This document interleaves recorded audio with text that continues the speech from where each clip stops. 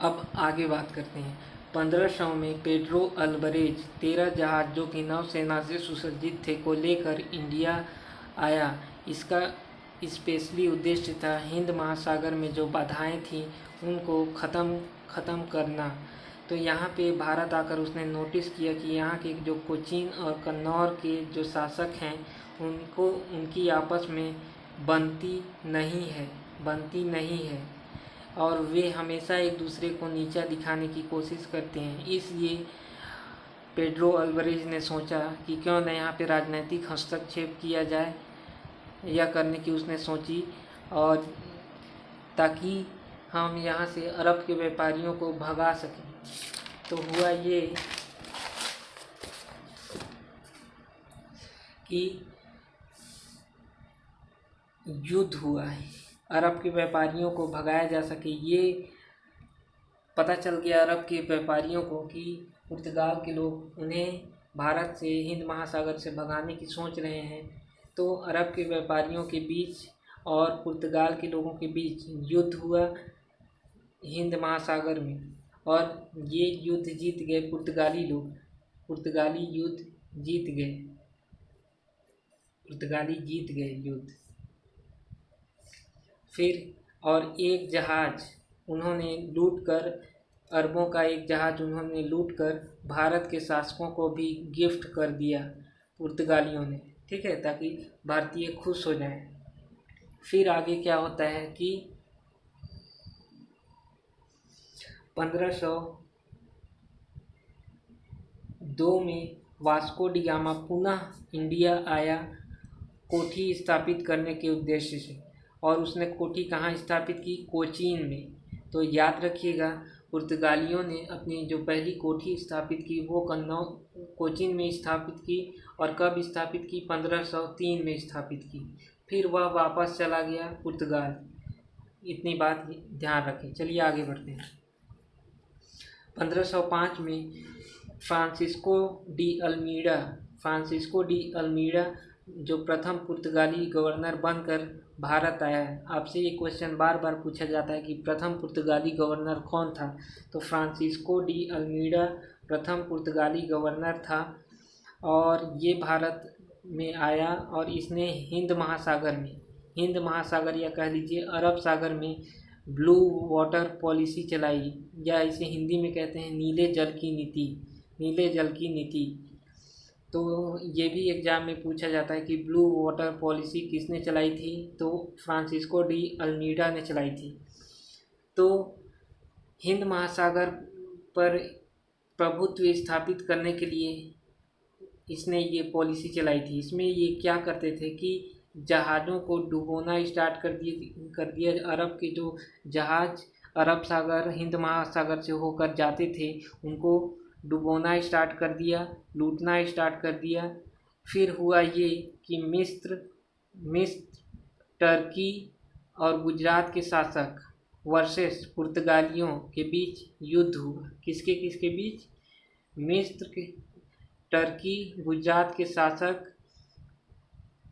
मिस्र और टर्की के व्यापारियों, ठीक है, मिस्र और टर्की के व्यापारियों और गुजरात के शासक वर्सेस पुर्तगालियों के बीच एक युद्ध हुआ। इसमें फ्रांसिस्को डी अल्मीडा जीत गया और अब हिंद महासागर पे पुर्तगालियों का ही कब्जा हो गया। दूसरा पुर्तगाली गवर्नर जो बनकर आया वह था अल्फांसो डी अल्बुकर्क। पुर्तगाली सत्ता का वास्तविक संस्थापक इसे ही कहा जाता है। क्यों? क्योंकि इसके समय में ही पुर्तगालियों का भारत में सर्वाधिक विस्तार हुआ, इसीलिए पुर्तगाली सत्ता का वास्तविक संस्थापक अल्फांसो डी अल्बुकर्क को कहा जाता है। तो इसने क्या किया? 1510 में अल्फांसो डी अल्बुकर्क ने 1510 में गोवा को जीत लिया। किससे जीता? बीजापुर के शासक यूसुफ आदिल शाह से जीत लिया और ये पुर्तगालियों द्वारा विजित प्रथम क्षेत्र था। पुर्तगालियों द्वारा विजित प्रथम क्षेत्र कौन सा था? गोवा था। और किसने जीता था? अल्फांसो डी अल्बुकर्क ने जीता था। फिर इसने विवाह की नीति भी चलाई थी। और क्यों चलाई थी? ताकि ये अपनी जनसंख्या बढ़ा सकें भारत में, और ज़्यादा से ज़्यादा लोग इनके रिश्तेदार बन जाएंगे तो इनका विरोध ज़्यादा नहीं होगा। और साथ ही इन्होंने सती प्रथा को बंद कराने का भी प्रयास किया, कारण इनका स्वयं का लाभ था। फिर भी इन्होंने अच्छा काम किया, सती प्रथा को बंद कराने का प्रयास किया, क्योंकि ये जानते थे यहाँ की जो नॉर्मल लड़कियाँ हैं वो तो इनसे विवाह करेंगी नहीं। तो इन्होंने प्रयास किया कि विधवाओं से विवाह किया जाए, इसीलिए इन्होंने सती प्रथा को बंद करवाया और विधवाओं से विवाह करना स्टार्ट किया, और इसमें ये सफल भी रहे।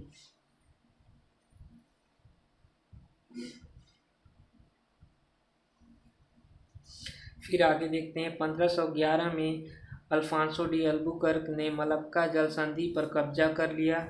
1515 में हरमुज जल संधि पर कब्जा कर लिया, और ये ऐसे जगह थे जहाँ से विश्व का व्यापार एशिया के साथ नियंत्रित होता था। ठीक है, तो चलिए अब आगे बढ़ते हैं।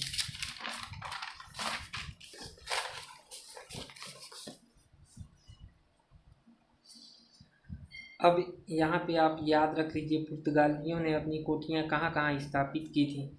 पुर्तगालियों ने अपनी सबसे पहली कोठी, फर्स्ट कोठी कोचीन में स्थापित की।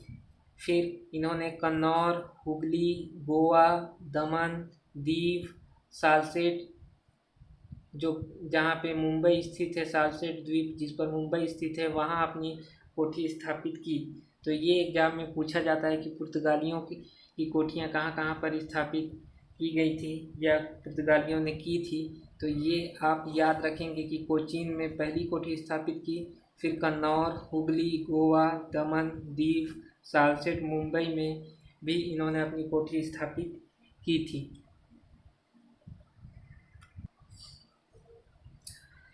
अगला जो पुर्तगाली गवर्नर, तीसरा पुर्तगाली गवर्नर जो था वो था नीनो डी कुन्हा। ठीक है, यह किस लिए फेमस था? यह इसलिए फेमस था कि इसने 1530 में गोवा को मुख्यालय बनाया था। पुर्तगालियों का भारत में मुख्यालय गोवा को किसने बनाया था? नीनो डी कुन्हा ने। ठीक है, तो ये आप याद रखेंगे, लाल से मैंने घेरा कर दिया है। फिर 1535 में इसने दीव पर अधिकार कर लिया। 1553 में इसने दमन पर अधिकार कर लिया।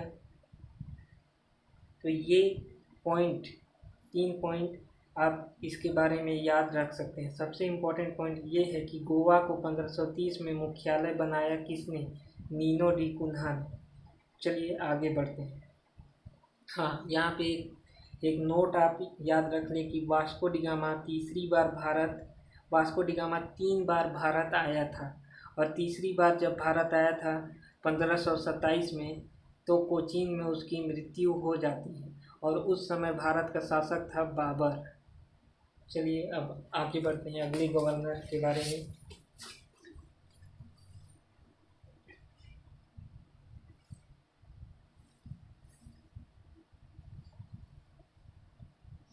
अगला पुर्तगाली गवर्नर था अल्फांसो डिसूजा।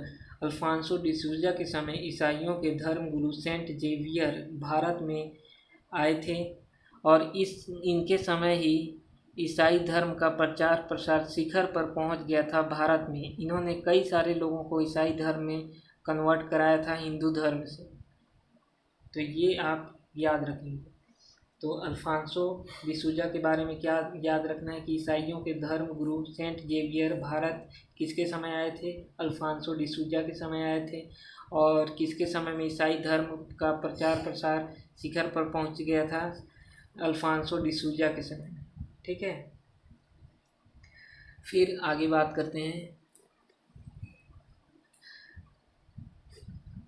कार्टेज प्रणाली। अब गवर्नर तो ख़त्म हो गए, अब कुछ इम्पोर्टेंट पॉइंट्स हैं जो पुर्तगालियों के बारे में पूछे जाते हैं, उनके बारे में बात कर लेते हैं।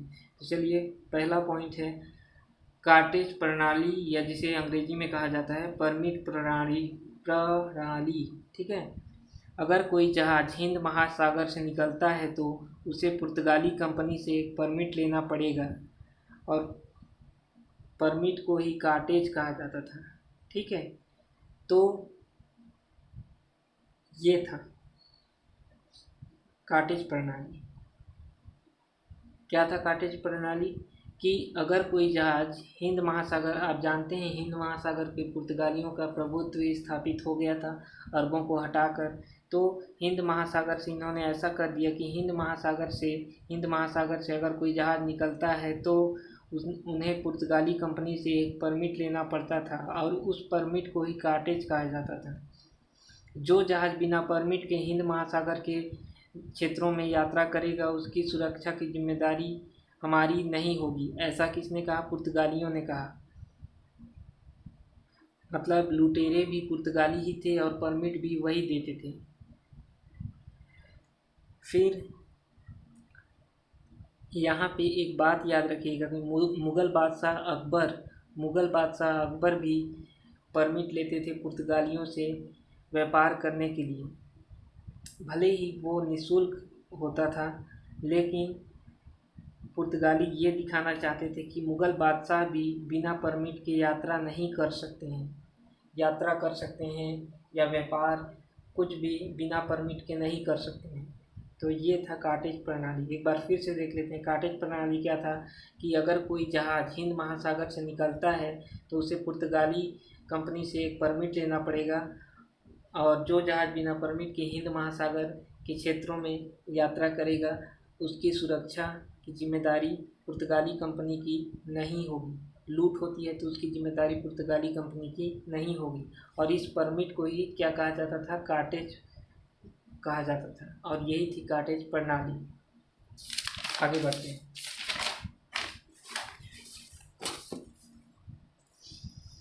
पतन के कारण की बात करते हैं तो भारत में पुर्तगालियों के पतन के 3 प्रमुख कारण थे। पहला, धार्मिक कारण। ये अपने धर्म को सुपर समझते थे हमेशा। ठीक है, ये पुर्तगाली जो थे अपने धर्म को हमेशा सुपर समझते थे और ईसाइयत का प्रचार प्रसार करते थे, और ये बात भारत के लोगों को चुभती थी, अच्छी नहीं लगती थी। इसलिए हमेशा